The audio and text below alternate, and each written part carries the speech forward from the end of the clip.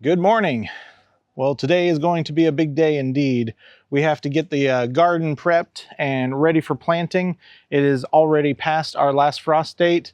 The chickens are very excited, but we have to go ahead and get a lot of stuff done today. We have plans to make 3 new garden beds and raise the buckets from our current setup. And we have a ton of things that we got to get done. But first, we got to go get some breakfast. So we'll see you out there.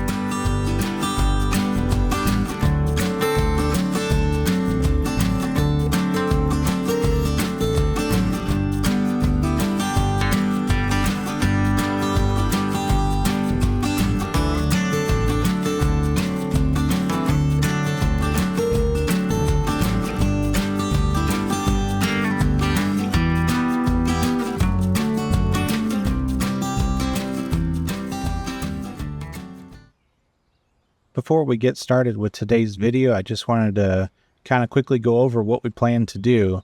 First off, we are going to remove these buckets to make room for some new beds to expand our growing space.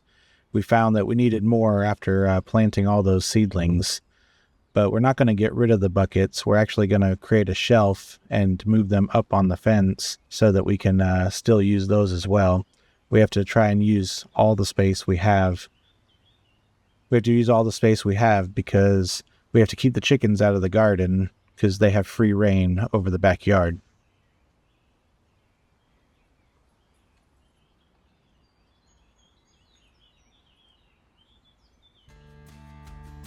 We've made quick work removing the existing infrastructure.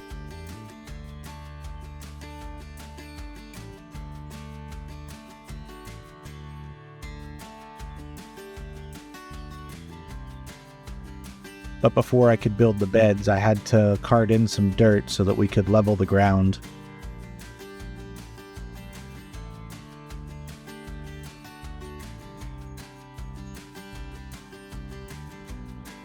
It didn't take long for me to get bored with that, so I decided to set up a couple cinder blocks so that we could get our GreenStalk set up.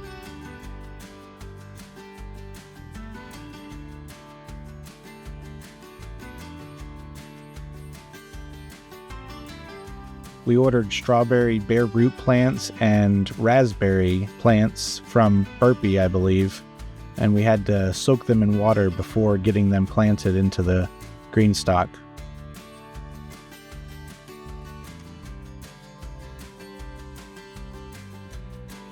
I believe these strawberries are Jewels, which is a June-bearing strawberry, which means we should get all of our strawberries all at once. If things work out the way we hope, it'll be great for our freeze drying this year.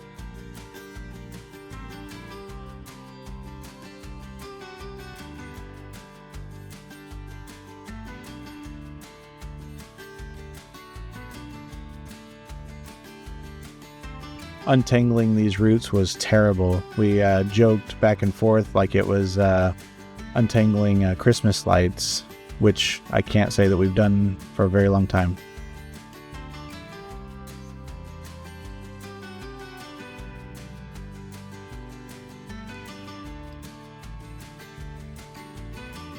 So the way the GreenStalk works, it's basically just a bunch of pots that you stack on top of each other and you fill each section with dirt. And then once that section's filled, you put a tray on top that allows water to be distributed to each plant when you water it from the top.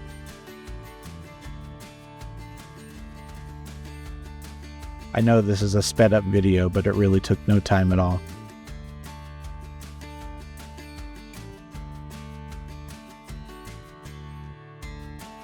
Once it was all set, I let Marie go ahead and put the plants wherever she wanted them, and she really enjoyed the entire process.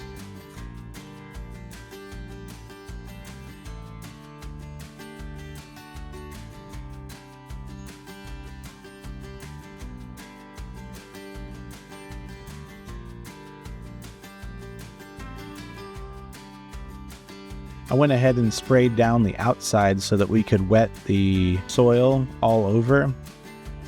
But the real beauty of the GreenStalk is that you don't water it from the outside. You actually fill the top reservoir and all the water leaks down to those individual trays that you saw in the layers, and it drips to each layer individually.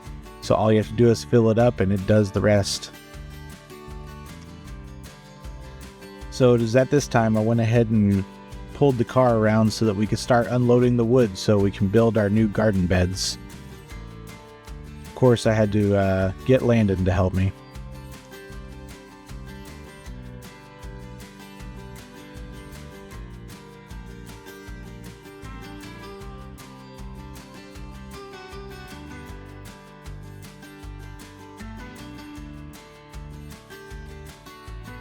Now it's time I get to play with my power tools.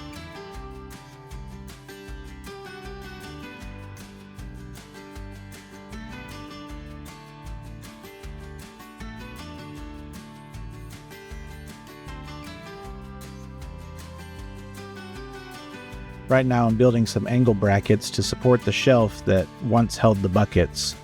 We're going to attach them to the fence and raise that whole shelf up so that we can make more room underneath.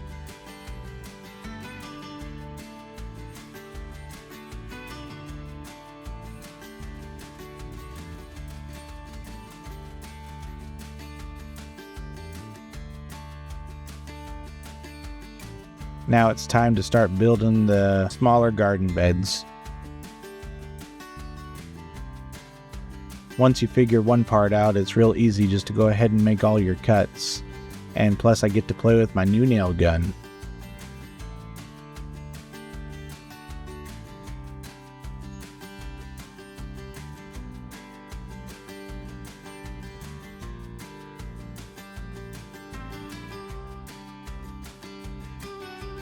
We use fence pickets for the outside and 2x4s for the supports. Makes for a very cheap and easy to build garden bed that will last years to come.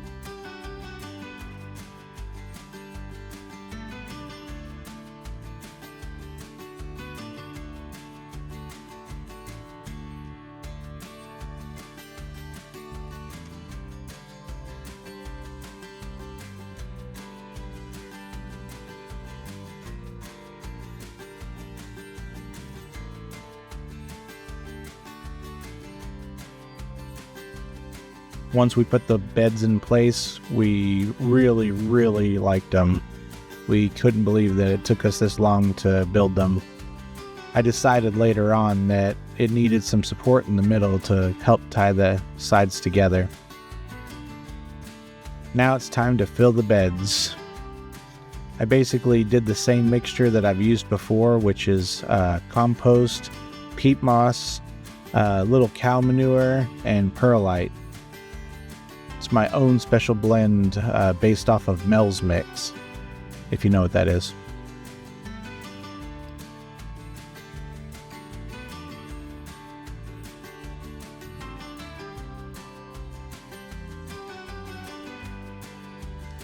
For each of these beds that measure 6 feet wide and 18 inches deep, I put 4 cubic feet of compost, about 1 cubic foot of peat moss, and a half a cubic foot of cow manure, and then mixed in a bunch of perlite for aeration. And that's about all we could finish before the sun finally set on us. Oh my gosh, what a day.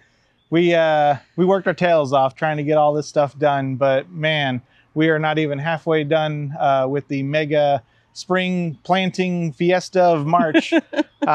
We have gotten so many things knocked off our list, and we raised the shelf. We built some new beds, planted the strawberries in the tower, and absolutely just kicked butt today. But we still got more to do tomorrow, and so this will, I guess, will just be a part one. Kind of was hoping that it wasn't going to be, but stay tuned for part two. It's going to be, yeah, exactly. Stay tuned for part two. All right. Well, thanks for watching, guys. We'll catch you on the next one. Bye.